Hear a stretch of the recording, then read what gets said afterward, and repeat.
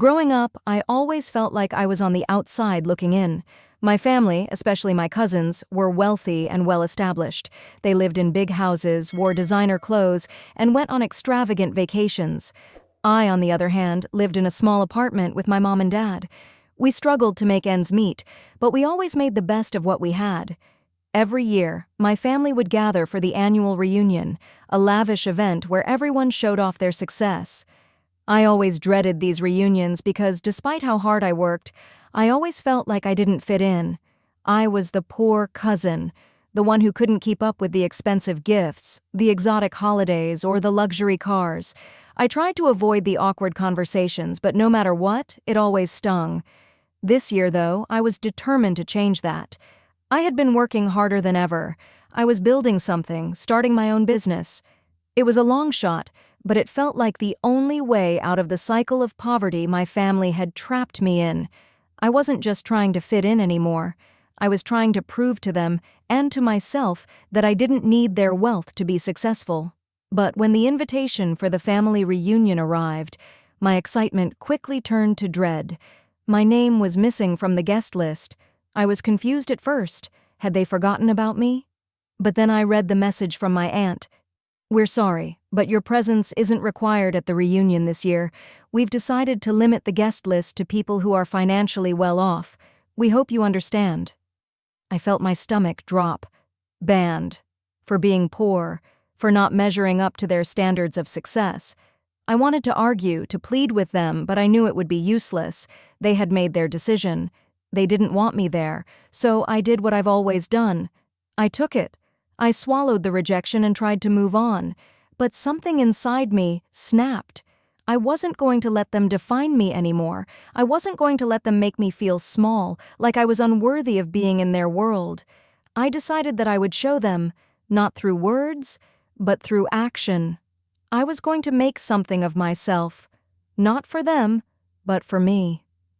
Over the next few months, I threw myself into my work with a vengeance. I didn't have the luxury of relying on anyone, and I couldn't let their rejection hold me back. I spent countless hours researching, networking, and building my business from the ground up. It wasn't easy. There were times when I wasn't sure if I'd be able to pay my bills, but I kept going. I was determined to prove that I didn't need anyone's approval to succeed. I learned everything I could about the industry I was trying to break into, and I focused on one thing: creating something authentic, something that came from my own sweat and blood. I found mentors who believed in me, and slowly but surely I started gaining traction. It was a grind, but with every small victory, my confidence grew. I was no longer the underdog, I was the one calling the shots. As time passed, my business began to flourish. The small steps I had taken in the beginning started to pay off, and I was getting attention from some pretty big players in the industry. I wasn't just making ends meet anymore. I was building a foundation that could take me far beyond where I'd ever dreamed. But no matter how much I accomplished, there was always that lingering thought in the back of my mind: the reunion. I knew that if I showed up at the next one, they wouldn't recognize me. They would never expect me to be someone who had made it on my own.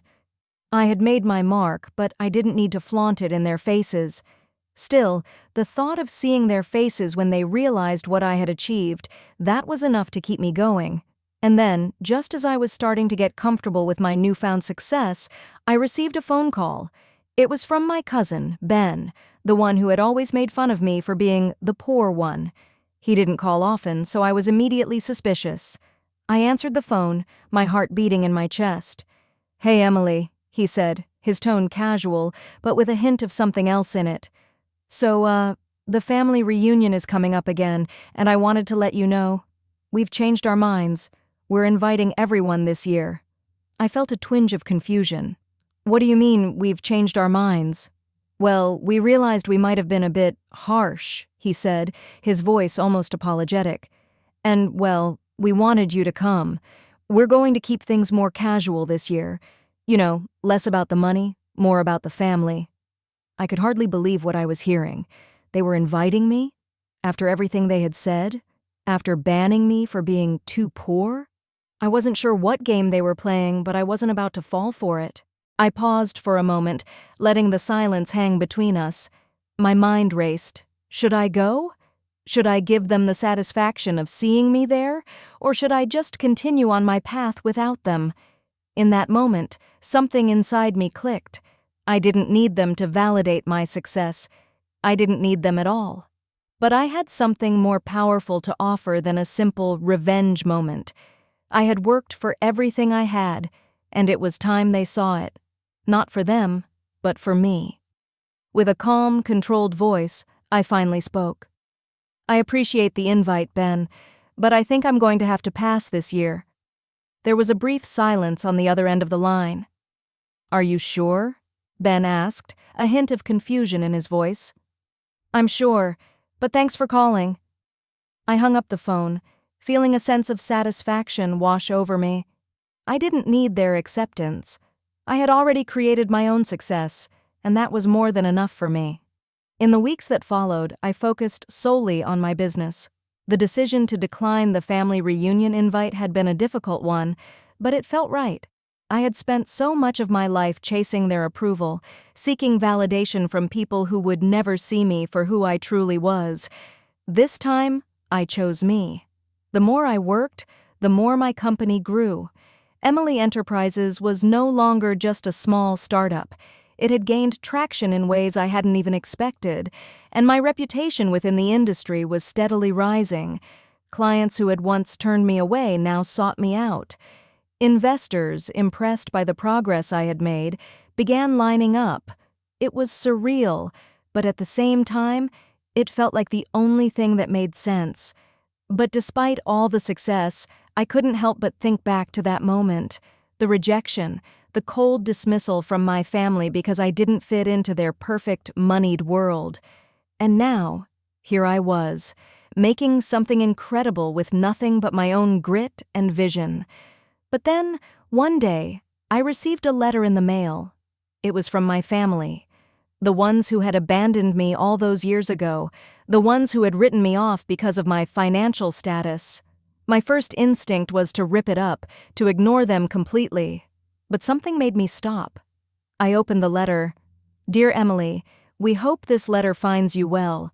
We've been following your progress from a distance and we can't deny it any longer. Your achievements are nothing short of impressive, and we are proud of the woman you've become. We'd like to extend an invitation to meet and discuss how we can make amends for the mistakes we made. We understand if you don't want to forgive us, but we hope you'll give us a chance to rebuild what was lost. Sincerely, your family. I stared at the letter, reading it over and over again. I didn't know how to feel. Pride? Anger? Relief? They were trying to apologize, trying to make amends for something that could never be erased, but I wasn't sure if I could just let it go. Would their apology really mean anything? Could I trust them after everything they had put me through? The thought of finally having them admit what they had done felt like a victory. But then I realized it wasn't about them anymore. I didn't need their approval. I had built my own life, my own future, and now I was in control of everything. I didn't need them to fill the void they'd left in my heart. I thought back to the reunion. I thought about what I had felt when they had rejected me, when they had laughed behind my back and talked about how I was too poor to fit in. It was their loss, not mine. The next day, I sat down at my desk and wrote a letter back. I didn't know exactly what I wanted to say, but I knew I had to be honest. The anger I had once felt toward them had melted away. I had healed, not because they had apologized, but because I had learned to move on without them. The letter I sent was simple. No grand gestures, no bitter words. Just the truth. Dear family, thank you for your letter. I appreciate the gesture, but I'm doing just fine on my own. I have built a life I am proud of, and I've done it without needing anyone's validation. I don't know if we will ever fully repair what's been broken, but I've made my peace. I'm moving forward, and I hope you do as well. Sincerely, Emily. I sent the letter off, and with it, I closed that chapter of my life. They might have tried to control my path, tried to make me feel small, but I wasn't their victim anymore. I was a force to be reckoned with. The satisfaction that came with sending that letter wasn't in the rejection of them, But in the power, I now had to walk away from them. I had made my success on my own terms, and that was something they would never take from me. The days after I sent the letter felt strange, almost peaceful. I had let go of the anger I had carried for so long, but there was also a sense of emptiness. The family I had once wanted so desperately to be a part of was now irrelevant to me. They had taken something from me, but in the process they had also given me everything I needed to succeed. The truth was, as much as I had resented them, I had also built my success around the desire to prove them wrong. But now that I had done it, now that I had achieved everything they had said I couldn't, it no longer mattered what they thought. The real victory was in me. As time went on, Emily Enterprises continued to soar. My name was becoming synonymous with success in the industry. I was invited to speak at conferences, and my business attracted bigger clients. My influence was growing, and I was finally seeing the rewards of the sacrifices I had made. Every milestone I reached felt like a confirmation that I had made the right choice. But even as I built my empire, part of me couldn't help but wonder, would I ever feel complete without their approval? That question lingered, especially when I saw news stories about my family, their company, their lifestyle, their success. They had moved on without me, of course. They hadn't thought twice about cutting me out, and yet it seemed as if their lives had only grown more extravagant. I wasn't jealous, but the thought gnawed at me. One afternoon, while I was meeting with an investor, I received another phone call. It was from my mom. The first time I had heard from her in months. My hand shook as I answered. "Emily," she said softly, "I know it's been a long time, but I need you to listen." I was surprised by the lack of bravado in her voice. There was no defensive tone, no excuses, just vulnerability. "I don't expect you to forgive us," she continued, her voice wavering. "But I wanted to tell you that I've watched everything you've done from a distance, and I am so proud of you. I don't know how I thought I could control you or keep you small, but I see now that I was wrong." For a moment, I was speechless. I had never heard her speak like this. "I wish I could turn back time," she said, almost whispering, "but I know I can't. I just hope, one day, you can forgive me. I'll leave it up to you, Emily, but please know that I'm proud of who you've become." I sat back in my chair, the weight of her words sinking in. I didn't know how to respond at first. Forgiveness had always felt like something I would never be able to give, but in that moment I realized something. I had already forgiven them. I had let go of their power over me. I didn't need them to acknowledge me for who I was anymore. I had built my life without them. But I also realized that the bitterness I had held onto for so long didn't serve me anymore. It was time to truly release it. "I've moved on, Mom," I said, my voice calm but firm. "I've built my own life, and I'm proud of who I've become too. I've forgiven you, not for you, but for me. I needed to heal." She was silent for a moment, and when she spoke again, her voice was thick with emotion. "Thank you. I'll always love you, Emily." "I love you too," I whispered back, my heart softening, but not to the point of weakness. I had healed, and now it was time to move forward completely. The call with my mom had left me with a strange sense of peace. It was as if a weight I hadn't even realized I was carrying had finally been lifted. I didn't need to hold on to the resentment anymore. I had done what I needed to do. I had built my own life, my own success. And I didn't need their approval or their love to validate it. Emily Enterprises continued to grow, and my role as CEO felt more natural with every passing day. I was no longer just an outsider trying to fit in. I was a leader, someone who had forged her own path. And as the company expanded, I began looking at ways to give back, to mentor others who had felt like I once had, overlooked, underestimated, and unsupported. I started a scholarship fund for young entrepreneurs who lacked the resources but had the drive to succeed. I created a mentorship program to help women in business break through the glass ceiling and build their own empires. And with each new project, I found myself becoming even more passionate about lifting others as I had lifted myself. But despite all the success, a small part of me still wanted to share my achievements with my family. I'd always longed for their acceptance, for them to finally see me as more than just the black sheep of the family. The pain of being rejected so many years ago was something I had learned to live with, but it still stung every now and then. And then, one day, a letter arrived at my office. This time, it wasn't from my mom. It was from my dad. I opened it, the words almost dancing before my eyes. "Dear Emily, I know I don't deserve your forgiveness. I don't deserve your time, your attention, or your understanding. But I need you to know something. I was wrong. I should have never treated you the way I did. I should have never put you in a position where you felt unworthy. I see now the incredible woman you've become, and I regret every day that I wasn't there to support you when you needed it most. I am proud of you, more than you could ever know. I understand if you don't want to speak to me, but I hope one day we can start over. I love you, Emily. I always have. With all my love, Dad." I set the letter down, my hands trembling slightly. Was I ready to accept this? I thought about everything that had happened, everything I had fought for. My past had shaped me, but it didn't define me.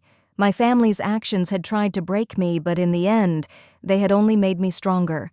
I could feel the closure I had been waiting for in the core of my being. I had already forgiven them long ago in my own way. Forgiveness wasn't about erasing the past, it was about reclaiming my future, and I had done just that.